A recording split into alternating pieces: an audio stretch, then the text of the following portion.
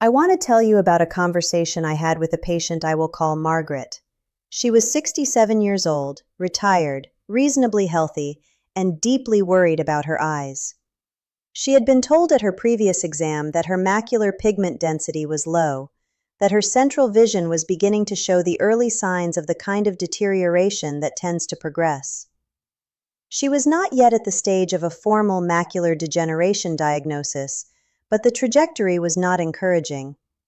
She left that appointment frightened, and she came to see me looking for something she could actually do. I gave her one specific dietary change. One thing to add to her existing breakfast routine, every morning, without fail, for 12 weeks. She did not overhaul her diet. She did not start taking a stack of supplements. She did not change her exercise habits or her sleep or anything else. She added one cheap, widely available seed to her morning meal, and she was consistent about it in a way that I find most patients are when they understand why they are doing something. 12 weeks later, her follow-up measurements told a story her previous scans had not. Her macular pigment optical density had increased measurably. Her contrast sensitivity, the ability to distinguish subtle differences between light and dark that tends to decline early in macular disease, had improved. Her eye doctor, who had not been part of our original conversation, called me after the appointment. He said the same thing I have heard from colleagues more than once when patients follow this protocol. He could not reconcile what he was seeing on the scan with what the previous measurements had predicted. I want to be careful here because I am not telling you that one seed reversed macular degeneration or that Margaret's experience will be identical to yours. What I am telling you is that the biology behind what happened to her is documented, replicated, and increasingly well understood. And the seed at the center of it is something you can find in any grocery store in the country for less than the cost of a cup of coffee. Today I want to explain exactly what this seed is, what it does inside the structure of the aging eye, what the clinical research shows about its effects on macular health, and how to use it correctly so your body can actually extract the benefit. Before we get into it, tell me something in the comments. Are you currently doing anything specifically for your eye health, whether dietary, supplemental, or otherwise? Drop your answer below. I am genuinely curious where most of you are starting from. And before we go any further, everything I share here is educational. It is not medical advice tailored to your specific situation. If you have concerns about your vision, please see a licensed eye care professional. Margaret's outcome was meaningful, but it happened alongside proper clinical monitoring and care, not instead of it. The seed I want to talk about is Chia, and I want to address up front the reaction many people have when they hear that word, because Chia has been through a cycle of wellness trend and backlash that has obscured what is actually documented about it in serious nutrition research. This is not a conversation about superfoods or lifestyle branding. This is a conversation about a specific mechanism inside the aging retina and a specific compound that Chia delivers in a form that is both biologically active and genuinely difficult to obtain in adequate quantities from most typical diets. Your retina is composed largely of polyunsaturated fatty acids. The photoreceptor cell membranes, the structures that translate incoming light into the electrical signals your brain reads as vision, are built primarily from a long-chain omega-3 fatty acid called DHA, docosahexaenoic acid. DHA is not incidental to how your photoreceptors function. It is what they are made of. It determines the fluidity and flexibility of the membrane, the speed at which the cell can respond to light, and the efficiency with which it recovers between exposures. As we age, the body's capacity to maintain adequate DHA in retinal tissue diminishes, partly because of reduced biosynthesis efficiency, and partly because of the chronic inflammation that accumulates with age and consumes the omega-3 reserves faster than they are replenished. Chia seeds are one of the richest plant-based sources of ALA, alpha-linolenic acid, the omega-3 precursor that the body converts, in varying efficiency, into DHA and EPA. A single tablespoon of chia seeds delivers approximately 2.5 grams of ALA, well above the adequate intake threshold established by nutrition research bodies for omega-3 fatty acids in older adults. I want to be transparent about something here because accurate information matters more than a reassuring simplification. The conversion efficiency from ALA to DHA in humans is modest. Research suggests that somewhere between 0.5 and 5% of consumed ALA is converted to DHA, with significant individual variation based on genetics, age, baseline omega-3 status, and the ratio of omega-6 to omega-3 in the overall diet. People consuming high quantities of omega-6 fatty acids, which describes most adults on a typical Western diet, convert ALA to DHA less efficiently than those with a more balanced fatty acid intake. This is precisely why reducing refined seed and vegetable oil consumption alongside increasing omega-3 intake is a more powerful combination than either intervention alone. It is also why fatty fish and fish oil remain the most direct route to retinal DHA, and why I recommend Chia as a complement to those sources rather than a replacement for them. What Chia does, beyond contributing ALA to the conversion pool, is shift the overall fatty acid and anti-inflammatory environment of the body in a direction that is favorable for retinal health, through a set of mechanisms that the research is increasingly documenting with specificity. A study published in the British Journal of Nutrition examined the effect of regular chia seed consumption on inflammatory markers and oxidative stress indicators in adults over 55. Participants who consumed chia seeds daily for 12 weeks showed significantly lower levels of C-reactive protein, a primary marker of systemic inflammation, compared to the control group.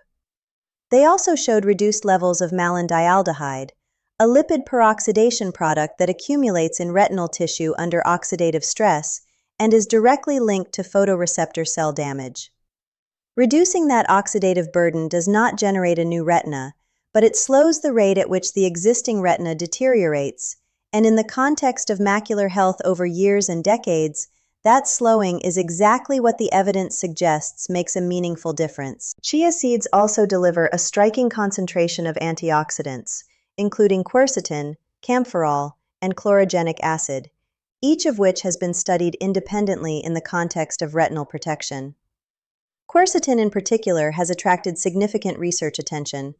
A 2022 study published in Nutrients examined quercetin's effects on retinal pigment epithelium cells, the layer of cells directly beneath the photoreceptors that provides them with metabolic support and clears their waste products. The retinal pigment epithelium is one of the first tissues to show dysfunction in the progression toward AMD.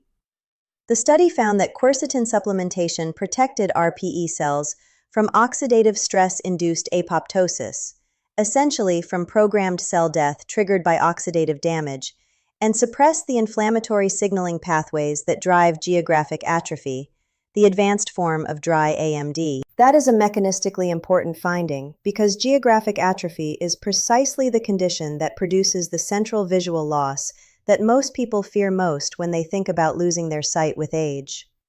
Beyond the omega-3 and antioxidant contributions, chia seeds carry a nutritional profile that most people have never fully considered. They are one of the most concentrated dietary sources of magnesium available to the typical consumer.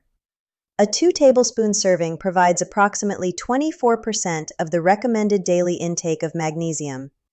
And while magnesium is not typically discussed in the context of eye health, research published in Investigative Ophthalmology and Visual Science has identified magnesium-dependent enzymes involved in the maintenance of the retinal vasculature, the network of tiny blood vessels that supply oxygen and nutrients to retinal tissue. Magnesium deficiency, which the National Health and Nutrition Examination Survey data suggests affects approximately 50 to 60% of American adults, with prevalence increasing with age, is associated with increased vascular tone and reduced blood flow in the microvasculature, including the critically important choroidal circulation that underlies the macula and supplies it with the oxygen and nutrients it requires for continuous function. Inadequate choroidal blood flow is a contributing factor to the ischemic environment in which the earliest changes of AMD begin to develop, often years before any clinical diagnosis is possible. Now let me tell you how I recommended Margaret use chia, because this is the piece most people get wrong, and getting it wrong eliminates a significant portion of the benefit. Chia seeds in their raw, dry form are surrounded by a fiber coating that limits the digestibility of the nutrients inside. When you add chia seeds to water or a liquid and allow them to soak, they absorb the liquid and form a gel. That gelling process disrupts the seed coating and dramatically increases the bioavailability of the omega-3 fatty acids, antioxidants, and minerals inside. Eating dry chia seeds sprinkled on top of a meal without any soaking or liquid contact is the least effective way to consume them from a nutrient absorption standpoint. It is not useless, but it is a significant underutilization of what the seed has to offer. Let me also address a question that comes up almost every time I discuss chia in a clinical setting. Can you eat too much? At the quantities relevant for eye health, 1 to 2 tablespoons per day, the answer for most healthy adults is no.